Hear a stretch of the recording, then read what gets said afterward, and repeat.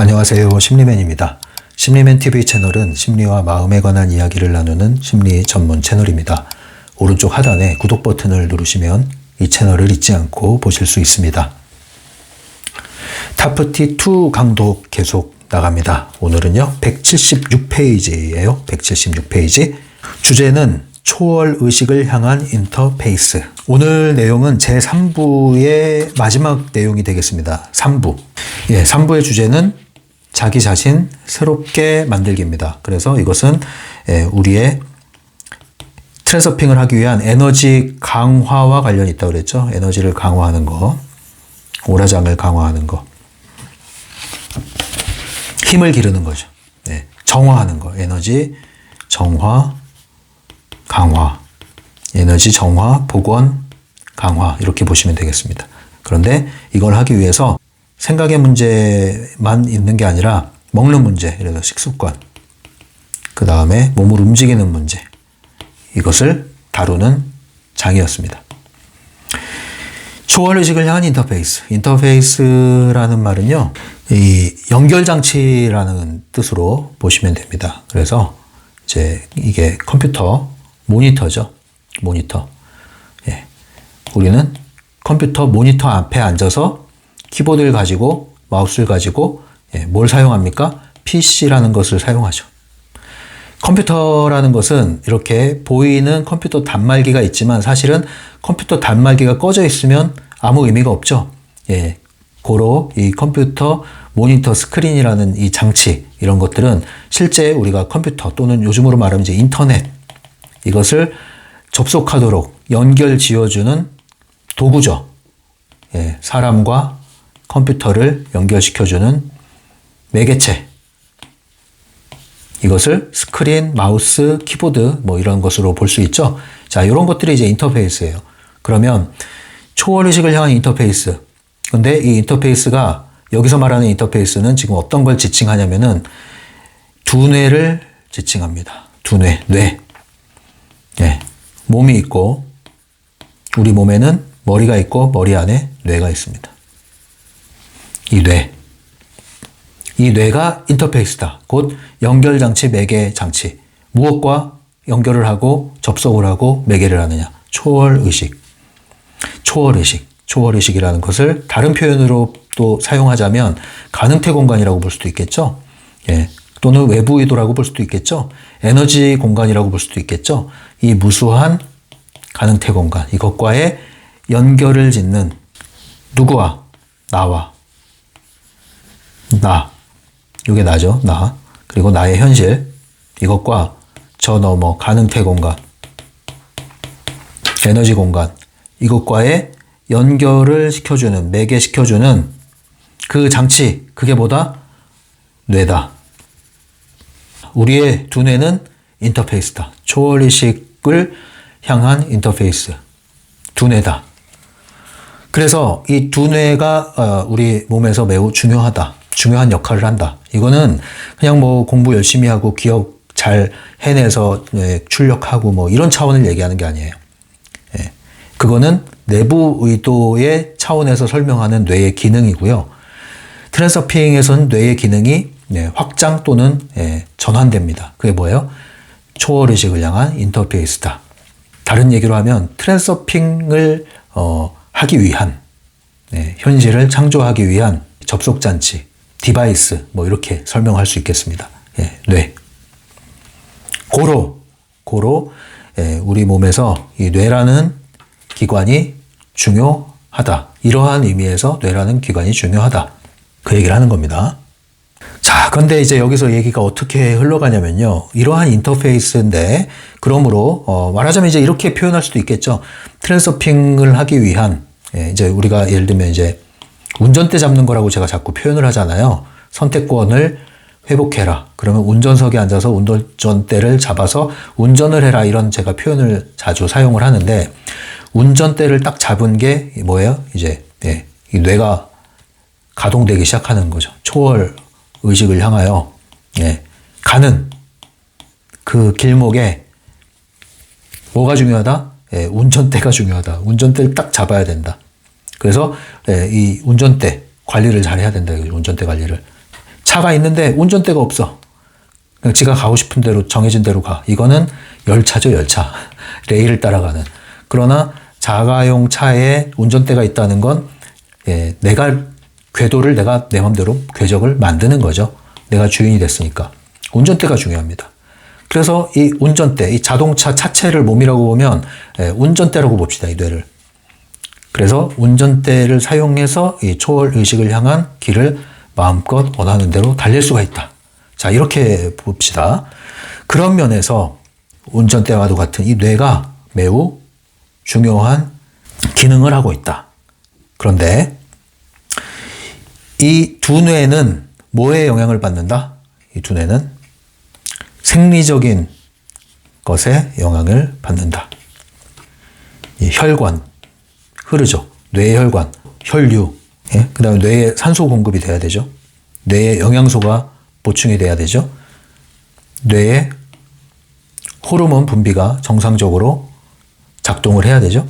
자, 생리적인 게 이런 거예요. 이럴 때 뇌의 기능이 정상화되고 극대화된다.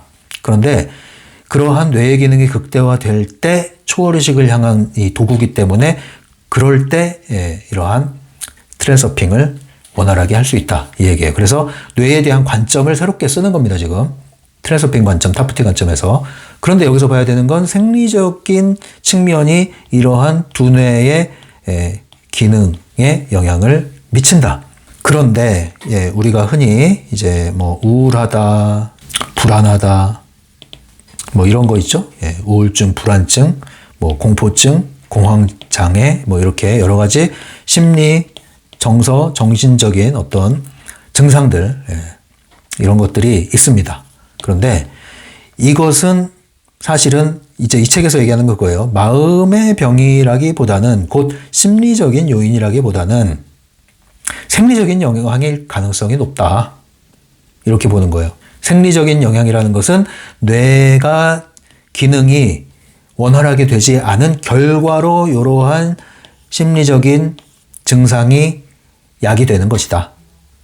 그러므로 이러한 예를 들면 우울한 것을 심리적으로만 접근할 게 아니라 뇌의 기능의 측면에서 접근을 한다면 오히려 우리는 이 뇌가 제대로 정상적으로 원활하게 작동을 할 수 있도록 생리적인 측면에서 지원을 하면 이러한 심리적인 문제가 해결될 수 있다. 이 얘기죠.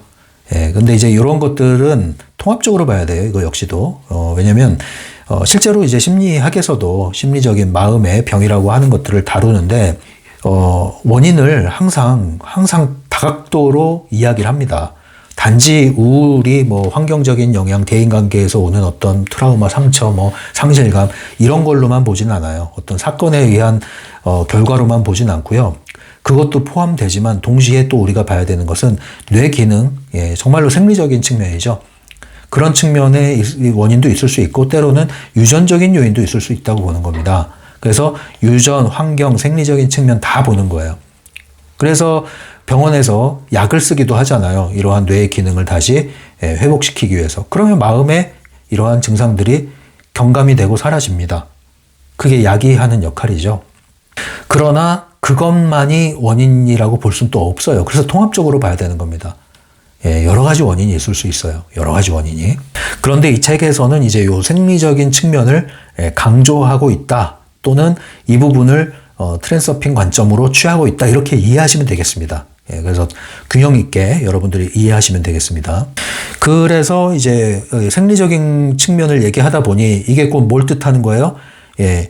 보이지 않는 마음이 아니라 보이는 뇌의 문제고 뇌는 몸의 일부이고 결국 몸의 문제다. 그래서 이렇게 이야기할 수 있는 거죠. 몸 관리를 잘 하는 것은 뇌 관리를 잘 하기 위한 것이고 뇌 관리가 잘 되면 의식이 관리가 잘 된다. 의식이 관리가 잘 돼야 그러한 높은 차원의 의식으로 현실 창조를 할 수 있으니 현실 관리가 되는 것이다. 결국 오늘도 몸으로 하는 트랜서핑 얘기를 하고 있는 것입니다.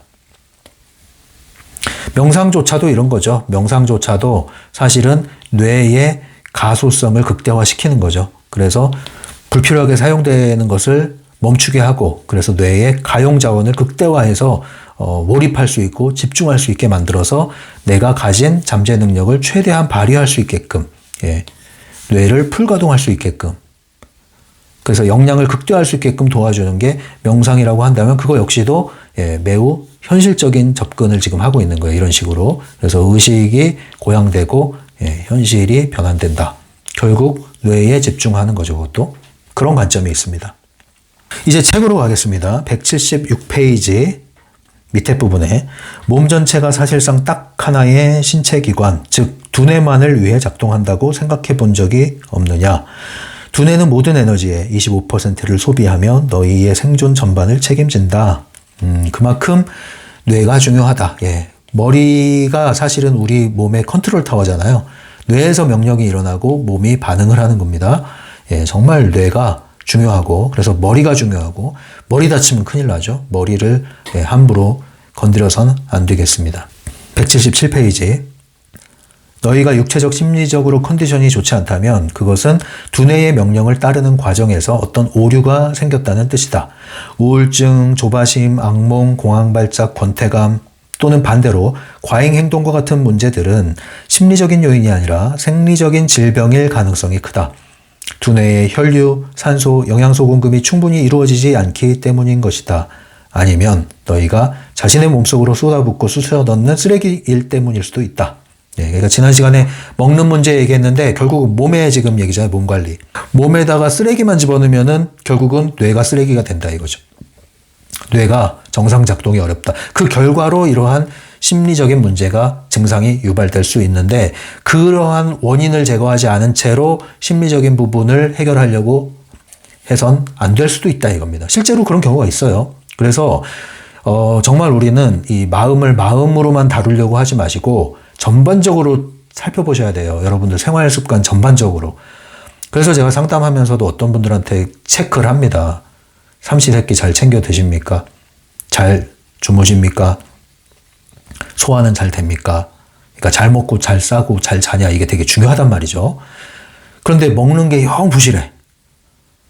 제가 그런 분한테 얘기했어요. 다른 거 다 내려놓으시고 먹는 거 잘 회복하시라고. 잘 챙겨 드시라고. 골고루 영양소 섭취하셔야 된다고. 제가 그렇게 얘기합니다. 중요한 거예요. 그것만 잘해도 바뀝니다.